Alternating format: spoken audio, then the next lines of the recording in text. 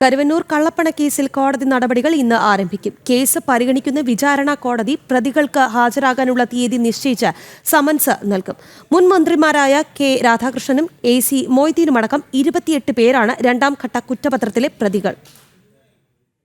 കുറ്റപത്രത്തിന്റെയും രേഖകളുടെയും സൂക്ഷ്മ പരിശോധന കോടതി പൂർത്തിയാക്കിയാണ് കേസ് ഇന്ന് ആദ്യമായി പരിഗണിക്കുന്നത്. കോടതിയിൽ ഹാജരാകുന്നതിന് കേസിലെ മുഴുവൻ പ്രതികൾക്കും സമൻസ് നൽകും. മുൻ മന്ത്രിമാരായ കെ രാധാകൃഷ്ണൻ, AC മൊയ്തീൻ, മുൻ ജില്ലാ സെക്രട്ടറി MM വർഗീസ് എന്നിവരെല്ലാം രണ്ടാം ഘട്ട കുറ്റപത്രത്തിൽ പ്രതികളാണ്. ഇവർക്കുള്ള സമൻസ് തീയതി കോടതി ഇന്ന് നിശ്ചയിക്കും. 2 കുറ്റപത്രങ്ങളിലുമായി കേസിലാകെ 83 പ്രതികളാണുള്ളത്. ആദ്യഘട്ട കുറ്റപത്രത്തിൽ സ്ഥാപനങ്ങളടക്കം 55 പ്രതികളുണ്ട്. സമൻസ് ലഭിക്കുന്ന ദിവസം പ്രതികളെല്ലാം നേരിട്ട് വിചാരണ കോടതിയായ കലൂർ PMLA കോടതിയിൽ ഹാജരായി ജാമ്യമെടുക്കണം. 5000 പേജുള്ളതാണ് രണ്ടാം ഘട്ട കുറ്റപത്രം.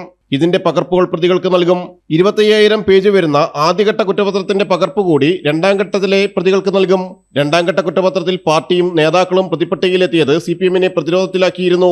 അനധികൃത വായ്പകൾ അനുവദിച്ചാണ് CPM കള്ളപ്പണത്തിന്റെ പങ്ക് പറ്റിയതെന്ന് കുറ്റപത്രത്തിലുണ്ടായിരുന്നു. അനധികൃത പണം ഉപയോഗിച്ച് സ്വത്തുക്കൾ വാങ്ങിക്കൂട്ടി അന്യായമായി വായ്പകൾ അനുവദിക്കാൻ ഇടപെട്ടു, ബാങ്ക് നടത്തിപ്പിലും ഇടപെടൽ നടത്തി തുടങ്ങിയ കുറ്റങ്ങളാണ് കുറ്റപത്രത്തിൽ CPM-നെതിരെ ചുമത്തിയിട്ടുള്ളത്. ജനം, കൊച്ചി.